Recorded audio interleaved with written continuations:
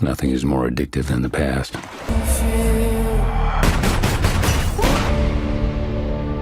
When the waters began to rise. Where is she? Where is she?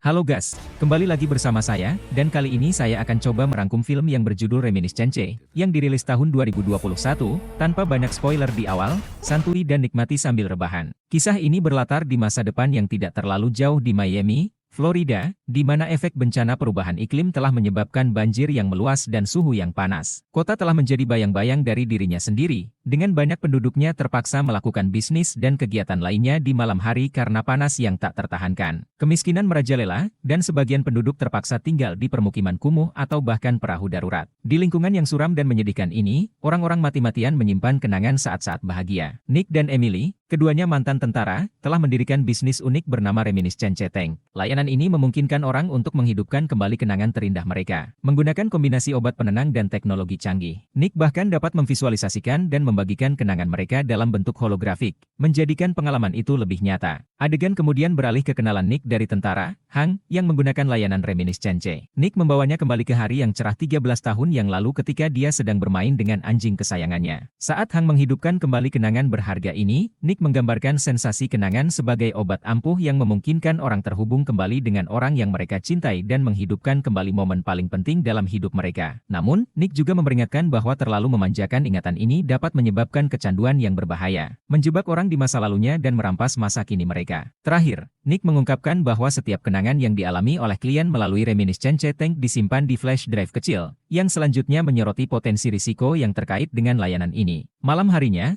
saat Nick dan Emily akan menutup bisnis mereka untuk hari itu, pelanggan yang datang langsung bernama Emai meminta bantuan untuk menemukan kuncinya yang hilang. Begitu Nick melihat Emai, dia langsung tertarik padanya dan meskipun Emily menyebutkan bahwa semuanya sudah terlambat, dia memutuskan untuk membantu. Tanpa membuang waktu, dia melengkapinya dengan mesin dan membenamkannya dalam memori rutinitas paginya. Saat Emai sedang memproses ingatannya, Nick mengamatinya dan melihat hal-hal mendetail di kamarnya. Emily memberitahunya bahwa Emai memasukkan kunci ke dalam tasnya dan menjatuhkannya di ruang ganti.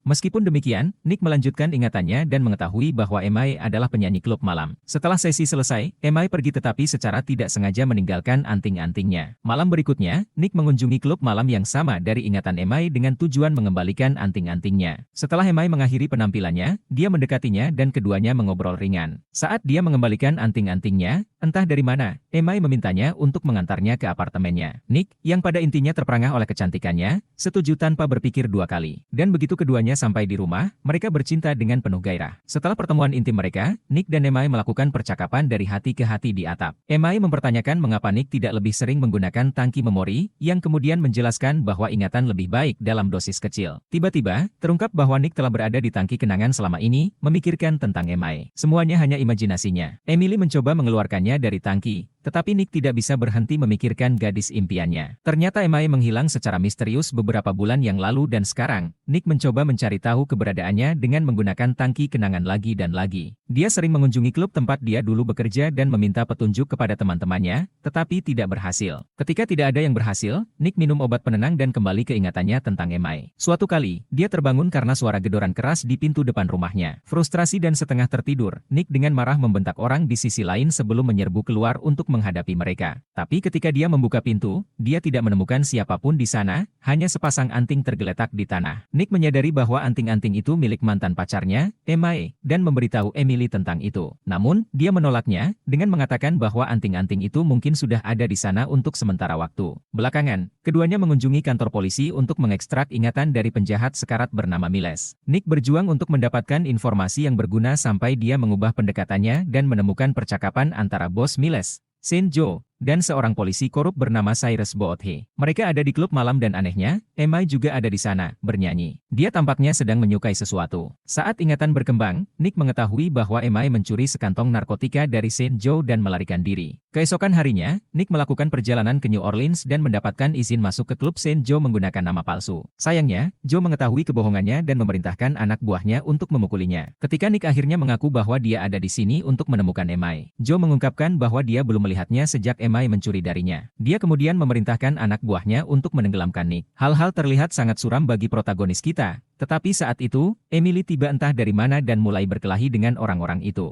Meskipun kalah jumlah, dia mengeksekusi semuanya dengan tembakan akuratnya dan menyelamatkan Hari. Setelah mereka mencapai Miami, Nick mengatakan bahwa dia merasa situasinya aneh. Dia percaya bahwa Emily hanya mempermainkannya dan dia pasti telah mencuri sesuatu dari mereka. Emily mengira dia paranoid tetapi Nick mengingatkannya terakhir kali dia bertemu dengan Emily. Dia kemudian memintanya untuk masuk ke tangki memori untuk menyelidiki masalah ini lebih lanjut. Dalam ingatan, kita diperlihatkan bahwa sebelum Emily menghilang, dia datang mengunjungi Emily sambil memegang sebotol anggur. Keduanya membicarakan banyak hal, termasuk hubungan dan keluarga mereka. Emily juga mengaku bahwa dia adalah pecandu narkoba yang keras. Kemudian, saat Emily pergi ke kamar kecil, Emily secara diam-diam memasuki lemari besi memori dan mencuri sebuah chip memori. Saat ini, begitu Emily keluar dari tangki, dia mencoba membela diri karena menyembunyikan kecanduan narkoba Emily. Namun, Nick tidak terlalu memedulikannya dan bergegas ke lemari besi memori. Setelah mencari beberapa saat, dia mengetahui bahwa chip memori seorang wanita muda, Elsa Carine, hilang. Ternyata Elsa adalah klien tetap, yang juga hilang beberapa minggu lalu. Keesokan harinya, Nick pergi ke pasar terapung, mencari Elsa,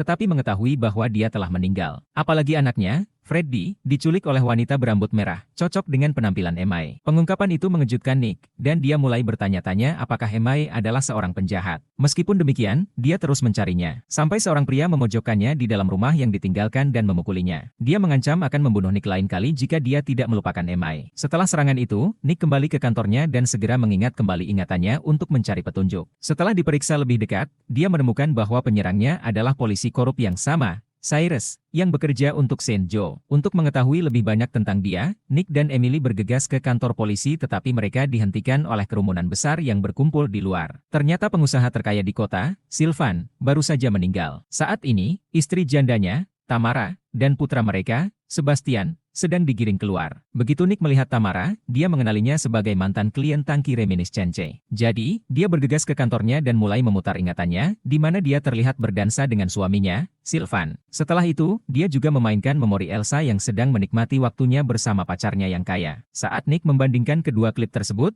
dia menemukan kesamaan pada suara pria tersebut, yang menegaskan bahwa Elsa berselingkuh dengan Sylvan. Selain itu, Freddy lahir karena hubungan terlarang mereka. Setelah menyatukan 2 dan 2, Nick menyimpulkan bahwa putra Sylvan yang lain, Sebastian, menyewa Cyrus untuk membunuh Elsa dan putranya. Motif utamanya adalah dia ingin menjadi satu-satunya pewaris kekayaan ayahnya. Setelah mengetahui semua ini, Nick memutuskan untuk menyelesaikan semuanya, jadi dia meninggalkan kantornya, membawa senjata. Di adegan berikutnya, Nick yang marah tiba di kediaman Tamara. Dia tinggal di bagian terkaya Miami, di mana kemewahan masih ada. Anehnya, Nick dikira sebagai penari, yang dipanggil untuk mengadakan pertunjukan. Namun dia tidak menolak, karena ini bisa menjadi kesempatan terbaiknya untuk menemukan jawaban. Tak lama kemudian, dia bertemu Tamara dan dengan marah bertanya padanya tentang Emily dan Elsa. Tamara, yang kehilangan banyak ingatannya karena depresi, mengungkapkan bahwa Emily dan Cyrus bekerja sama dalam sesuatu. Dia juga tampaknya menyadari bahwa suaminya berselingkuh dengan Elsa. Sayangnya, sebelum Tamara dapat memberikan lebih banyak informasi, Sebastian tiba di sana dan menelepon keamanan, mengira Nick sedang menyusahkan ibunya. Para penjaga akhirnya mengusirnya, tetapi mereka juga membantunya dengan mengungkap lokasi Cyrus. Ternyata malah mereka muak dengan polisi korup dan ingin dia mati. Setelah itu, Nick pergi ke lokasi tersebut dan melihat seorang wanita yang mirip dengan Emily. Dia dengan bersemangat mengikutinya, tetapi akhirnya menemukan Cyrus, menunggunya. Dia menyenandungkan sebuah lagu, yang mengingatkan Nick pada pertemuan pertamanya dengan Emily. Cyrus kemudian mengungkapkan bahwa pertemuan Nick dan interaksi dengan Emily semuanya telah direncanakan.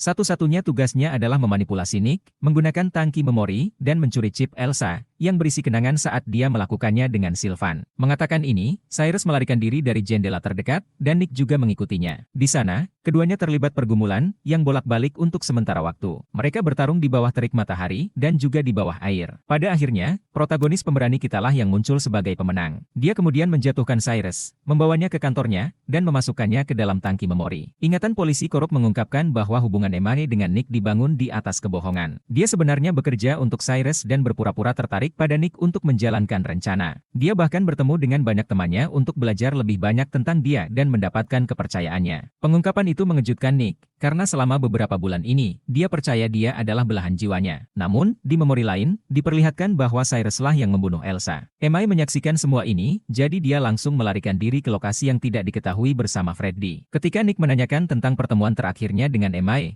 Cyrus mengingat kembali ingatannya dan menunjukkan bahwa dia bertemu dengannya di luar kantor Nick ketika dia mengetuk pintu. Dia menyeretnya pergi dari sana, dan saat itulah Emily menjatuhkan salah satu antingnya. Nick dengan marah bertanya apa yang dia lakukan padanya, dan Cyrus ingat pernah pernah menyerangnya. Dia juga memaksanya untuk mengungkapkan lokasi Freddy dengan membebaninya dengan narkotika. Anehnya, MI muncul di hologram dan berbicara dengan Nick melalui ingatan Cyrus. Dia mengungkapkan cintanya sambil juga mengisyaratkan di mana Freddy bersembunyi. Dia selalu tahu bahwa Nick akan menangkap Cyrus, jadi itu sebabnya dia meninggalkan pesan rahasia untuknya. Sayangnya, di ingatan terakhir, Nick mengetahui bahwa MI melakukan hal yang tidak terpikirkan saat tekanan menjadi terlalu berat baginya. Hancur karena kematiannya, Nick memutuskan untuk membalas dendam. Dia memerintahkan Cyrus untuk mengingat momen terburuknya dan memaksanya untuk menghidupkannya lagi dan lagi. Ingatan itu menunjukkan wajah Cyrus dibakar oleh anak buah Saint Joe sebagai hukuman karena mencuri keuntungan. Namun, bahkan ini tidak cukup untuk Nick, jadi dia meningkatkan tegangan ingatan Nick yang mengerikan dan membiarkannya mati di dalam tangki air. Setelah itu, Nick langsung pergi ke kediaman Sylvan dan menghadapi Sebastian karena membunuh Elsa demi kekayaan ayahnya. Dia juga mengungkapkan bahwa dia tahu tentang perselingkuhan ayahnya dengan Elsa. Marah dan terkejut,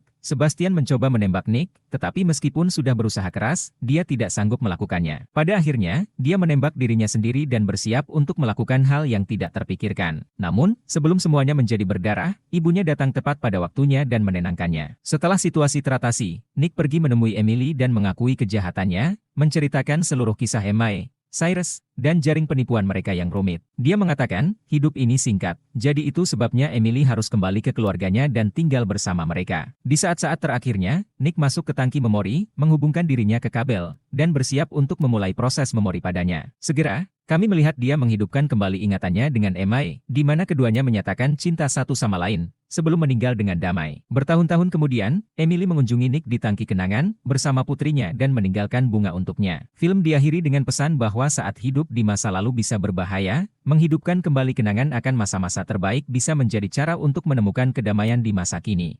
Tamat, terima kasih telah menonton. Wileu Jeong Wayah Kieu, Tong Hilap Subrek, Hatur Nuhun, dan sampai jumpa di video selanjutnya.